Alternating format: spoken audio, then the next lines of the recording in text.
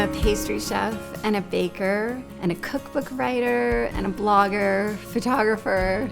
I think that does it. I grew up on a commune. My friend Sasha and I emptied a bunch of the pantry into the bathtub and stirred it up and watched it transform from this glop to a Dutch baby. That was it. My love affair with baking was solidified.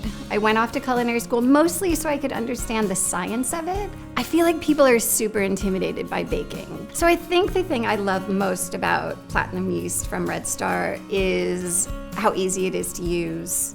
The craft and art and joy of baking can really bring people together, even if they're not physically together. Hi. I'm Zoe Franc, and welcome to my kitchen. Today I'm going to make a raspberry cranberry star bread. It's this spectacular showstopper of a bread, but it's so simple to make. And first we're going to have to make the dough. So I'm going to start with a large bucket because the dough that I'm making is enough to make two 2-pound star breads. And so we need a lot of dough to make the 2 star breads. This dough is super simple. You just dump the ingredients into the bucket.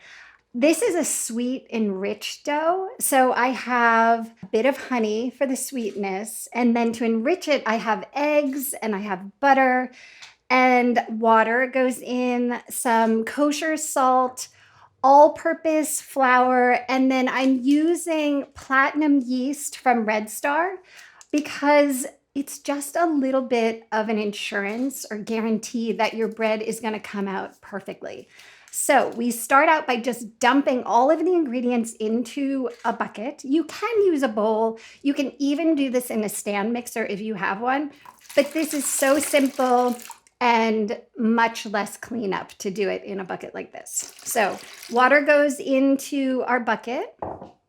It doesn't really matter which ingredient goes in first. Some honey gives it a really beautiful flavor. It also helps the color of the bread when it's in the oven. It gives it a really nice golden, almost like caramely color. So that goes in. And then eggs gives it a nice richness to your bread. There we go. And butter, of course. You want to have nice creamy butter in there because butter basically makes everything taste better. There you go. Into the bucket it goes. And a bit of kosher salt, and that just goes right in. And then our yeast. So I'm using the Platinum Yeast, and because I use a tablespoon of yeast, it's a little bit more than just 1 packet. So I need to measure out my yeast. So here we go. So you'll see that because I want a tablespoon, I need a tiny bit more than just 1 packet. And then you can just fold the packet down and save it for your next project. So into my measuring spoon we go. There we go. And right into our bucket. Perfect. And then on top of all of that, we'll dump our flour. I measure everything on a scale because you just know that you're going to have the precise measurement. It's consistent every single time. But if you're using cup measures, what you want to do for our recipe is scoop the cup into your flour and then level it off. Don't spoon the flour into the cup. Otherwise, you're not going to have enough flour and your dough is going to be a little too wet. So everything goes into our bucket and then we just stir it. There's no kneading. You don't need a machine for this. Like I said, you can use a stand mixer, but I have this tool. This is a Danish dough whisk. It's probably my favorite kitchen tool. One, because it just looks so cool, but also because it doesn't have a flat surface like a spoon, like a wooden spoon. it goes through the dough really, really easily, so it's not as much effort. So all I'm doing is stirring it all together. I dumped it all in here. I stir it up, and I will have bread dough at the end. Just you want to make sure that as you're stirring it, you're getting all of the loose flour that might collect along the edges. You want to make sure that makes it into your dough. So steady as she goes. It's not going to look like a traditional bread dough. It's not going to be smooth. It's not going to be silky and shiny. It's going to be a little bit gloppy, a little bit craggly, and that's just fine. So stir it all together. Make sure my flour is worked in, and perfect. That's it. I've made bread dough. It may not be the most beautiful bread dough you've ever seen, but this is, after it rises, after that yeast does its magical thing, it is going to be a beautiful dough. And one of the reasons that I love using platinum yeast from Red Star is because it has some dough enhancer in it. It makes for a really, really strong dough. And because our dough is wet to begin with, it's super helpful to have that little extra insurance in there. You'll see once this rises, it's going to fill up this bucket. So the yeast is going to do its thing. We don't have to do anything else. We are going to cover it because we don't want our dough to dry out or form a skin, but you don't want to put the lid totally on the bucket. You don't want to snap it shut like that because the yeast does develop gases. And so the gases are going to rise in here and you have to let them escape a little bit. So just by having the tiniest little crack between the lid and the bucket will allow the gases to escape. We'll leave this to rise for a couple of hours and then we'll come back and take a look. Perfect. So 2 hours, this has been rising. The yeast has done its work. Because I had melted butter in here, I'm just going to throw this into the refrigerator. It makes it so much easier to work with once it's chilled. This dough can sit in the refrigerator for anywhere from 4 hours to let that butter firm up to about a week. And so as you want bread, you just reach into the refrigerator, grab a piece of your dough and go. So I'm going to refrigerate this and then we'll be able to work with it. So I'm going to make a star bread. I'm going to start out by grabbing about 2 pounds of dough. You can weigh it, or you can just take about half of the dough out of the container. Before I reach in there, I'm just going to dust a tiny bit of flour over the top. I'm not trying to work that flour into the dough. I just want to make sure that I don't end up with dough all over my hands.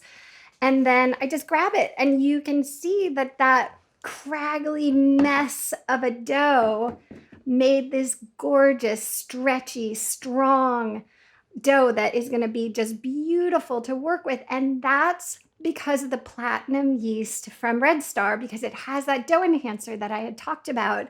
And so it's a really strong, stretchy dough, which is what you want when you're working with this. So I'm just, in order to get it out of there, I'm just going to snip it out with some shears. And like I said, I want about half of the dough, so I need a little bit more than that. What I like to do is have a little bowl of flour just to drop my dough in there because it is kind of sticky, and if I put it on the counter, it might stick. So reach in, grab a tiny bit more, and that looks great. So this dough that's left in here, I can put it back in the refrigerator, and when I'm ready to make another bread, I just take it out and form it and shape it into either another star or another shape altogether. So here's my dough. What I want to do is divide this now into 4 equal pieces. The best thing that I've found to do that is to use what's called a bench scraper. You can use a knife for this, but this is a really handy tool. So just divide that dough in half and half again, trying to get these pieces as equal as possible because we're going to be layering them. So you don't want one that's huge and one that's tiny. So now I'm going to shape these into balls because I want them to be perfectly round circles. And if I tried to roll it out in this sort of craggy shape, I might get just any shape that it wants to be. So I'm going to form it with just a little bit more flour, again, just so I don't have a ton sticking to my hands. And I'm just going to take that and very gently and quickly form it into a ball. Basically what I'm doing, and then again, it's sticky, so I'm going to dab it into my bowl of flour. Basically what I'm doing is I'm just stretching that really nice, stretchy, strong dough around itself. I'm pulling the top down and creating that ball. Just a couple seconds. You don't have to work it too much. In fact, the more you work it, the more you develop the gluten. And the gluten is the protein in the flour that creates the strength and the stretch. So we want that, but the more you play with it, the stronger it gets and the longer you'll have to wait until you can roll it out. So do this nice and quickly. Our dough is pretty wet, and so you want to always make sure you have enough flour down. Some people are a little afraid that their dough will get tough if they use too much flour. So I'm giving you permission. Go ahead and use as much as it takes in order to get your dough so it won't stick to the counter. I'm just going to press it out with my fingers just a tiny bit to flatten it a little bit. Let's give myself some room here. And then I'm going to use a rolling pin and I'm going to get this dough to about 10-inch circle. That's about 1/8 of an inch thick when I'm done. So about 10 inches. Okay, let's go here. So when you're rolling this out, remember I had mentioned the gluten before? If your gluten gets excited from forming the balls, you just have to let it relax. The gluten will relax in no time at all. But if you try to fight it, if you try to keep rolling it out, the gluten will win. So roll it out as much as you can, move on to the next ball. By the time you come back to it, it will have relaxed and you can stretch it out. So we'll just keep rolling these other balls and then we'll come back to that one and get it to its 10-inch circle.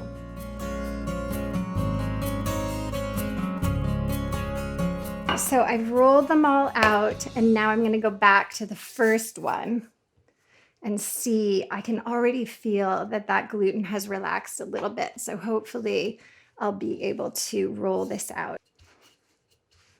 If you've worked your dough and it's really not cooperating, I suggest a nice cup of tea, maybe a glass of wine, and just relax for a minute and then come back to the dough and it will have relaxed. So sometimes it can take like 5-10 minutes to relax and then it will really let you roll easily. But this is looking great. Okay. So I need my 4 pieces equally thick and equally wide. I'm going to build my star bread on a sheet of parchment paper because I'm going to make a rather large bread and it's so much easier to move once it's on the parchment paper. If you build this directly on the counter and then you try to move it, you're going to have a mess of a time. So build it right on a sheet of parchment. That way you can easily slip it into the oven. So now I'm just going to get this exactly the size that I want. That looks perfect. And now I'm going to fill the bread. So the beauty of this star bread is that you can really fill it with anything that moves you. Today I have an almond filling. It's just some almond paste, a little bit of egg, flour, and a touch of sugar. And it just has this really beautiful aroma and it's a perfect complement to the raspberry and cranberry that I'm going to spread on top. This is simply raspberry preserves, just your favorite brand, and then fresh or frozen cranberries, and just whirl that in a food processor. It has to be something thick so that when it bakes, it doesn't all just sort of flow out of the bread. I'm going to dot my dough with about a third of my filling because I have all the other layers to do.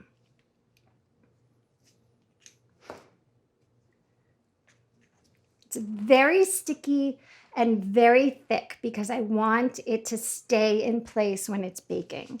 And then I'm just going to spread this as best I can. If you have a very thick filling, it may not spread terribly smoothly, but that's okay. Once I put my cranberry on top of there, I'm going to get it to spread even more. So this is fine.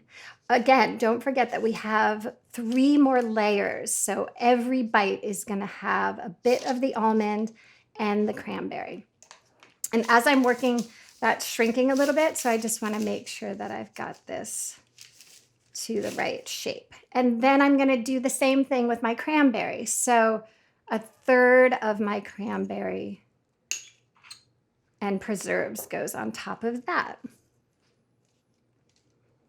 And just spread it all nice and thin. What you'll notice is that I'm not going all the way to the edge, because when we form the star, you need a little bit of that dough to remain without the filling so that you can form it. And that you'll see exactly what I mean when I get there. Okay, so almost to the edge, but not quite. And then here comes our next layer. So I'm just going to slide that off to the side, roll out my now relaxed dough to the same size and shape that the first one is. And then there we go. That's nice and relaxed. Looks great. Every time I make this, I marvel at the dough. I've made probably thousands of loaves of bread, and every time I do it, it gives me a thrill. Okay, that looks great.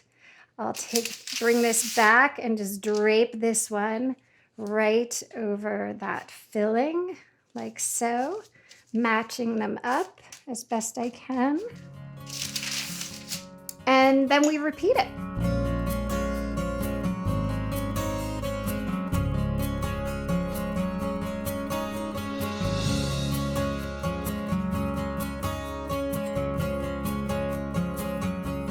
And you can do this with anything. Like I said, I've even made these savory. So you can do like a pesto and cheese filling, different pizza toppings. My kids love that.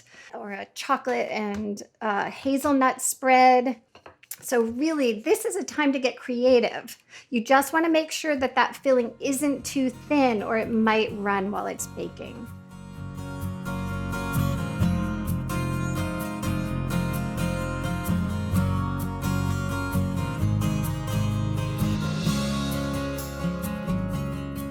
Now we get to start shaping the star. So this was just to get all the flavor into our bread, but now comes the fun part. Now we get to actually shape the star. And this is the part where it looks super complicated, but it's so easy. What I'm going to do is just not really compress them together. I don't want to pinch it shut, but I'm just sort of marrying that little bit of the edge that I had left without filling. And then I'm going to stretch this out just a little bit to get to a slightly larger circle. That looks perfect. I'm using a biscuit cutter to mark the center. I'm going to use the rounded edge and not the sharp edge because I just want to mark the center. I don't want to cut through the dough. You can do it with like a drinking glass, anything that's round and about 2.5, 3 inches wide. I just want to mark that center. Then I'm going to go back to my bench scraper. Clean off that edge a little bit. And I'm going to cut this into 16 little strips. So I start here, I'm just gonna mark this and then I can take it away. So it leaves a little indent so you know exactly where to cut to. So I like to cut one side, flip it around and cut the other side. That way, you know you're halfway. And this is one trick to getting all 16 of these strips to be equal. And then I turn it and I cut halfway through that and so on.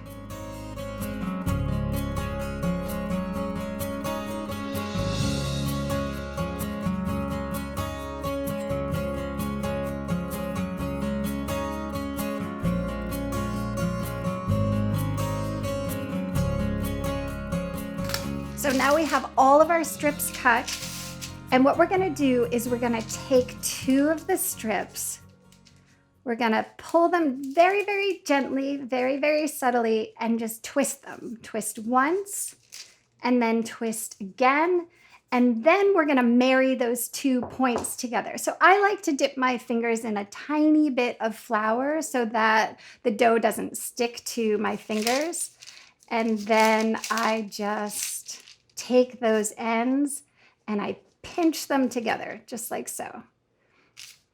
And we're just gonna keep going around the whole thing, twisting towards each other once, and then twice, and then connecting them at the points with a tiny bit of flour. There, that's it. So we have our gorgeous star bread is starting to come together. It's super easy to do, but the end is so dramatic and such a showstopper. When you put this on the table, people will not believe you when you tell them it's easy. Actually, you don't have to tell them it's easy. You can tell them you worked all day on it, but you'll know just how simple it was. Once I've formed all of the points of my star, we'll cover this up and let it rest for about 90 minutes. So the yeast can puff up our dough and make it really nice and light and fluffy so that when we put it into the oven, it rises up and gives us a really beautiful texture in our bread.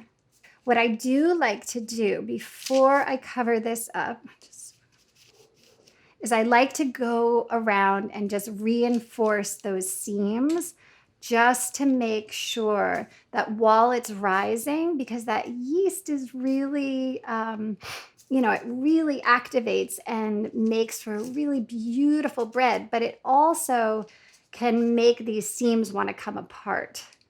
And then I'll pinch them one more time before I put it into the oven. And now I'm going to cover that with a little bit of plastic, let it rise, and then we'll come back and finish it off and get it into the oven. Our bread is risen and it looks fantastic. So the yeast did exactly what it's meant to do. And now it's nice and puffy and it's going to be the most beautiful texture once it's baked. I'm just sealing these edges one more time to make sure that that excited dough doesn't bust open once I put it in the oven. And then I'm gonna egg wash it and sprinkle it with some pretty decorating sugar. This egg wash that I'm using is actually just an egg white that was left over from my almond filling because I only used the yolk. So you can use egg white with a bit of water or a full egg with a bit of water. The trick is not to use too much. You don't want this dripping with egg. You just want enough that it's going to give your bread a nice gloss to it and also that the sugar has something to stick to. So a little bit of egg wash all the way around on each point and then some in the middle. And then I'm using decorating sugar, which is similar to what you would use on like sugar cookies. You can use just granulated sugar. That will work beautifully too. But these nice big crystals are just a little bit of extra festive. So you gotta add the sparkle, why not? It's the holidays and it just makes everything more fun. So we're going to bake this now. You can either slide this onto a sheet pan or right onto a baking stone set at 350 degrees. So I just slide it right onto a pizza wheel because that's the easiest way to lift it, and then off to the oven we go.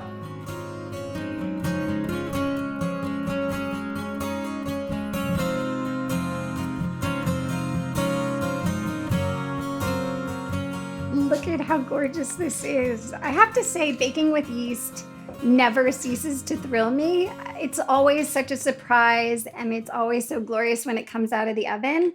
So I'm just gonna finish this off with a tiny bit of confectioner's sugar, just because it looks like snow and it's beautiful. Look at all of that almond filling and the raspberries and cranberries. It's perfect.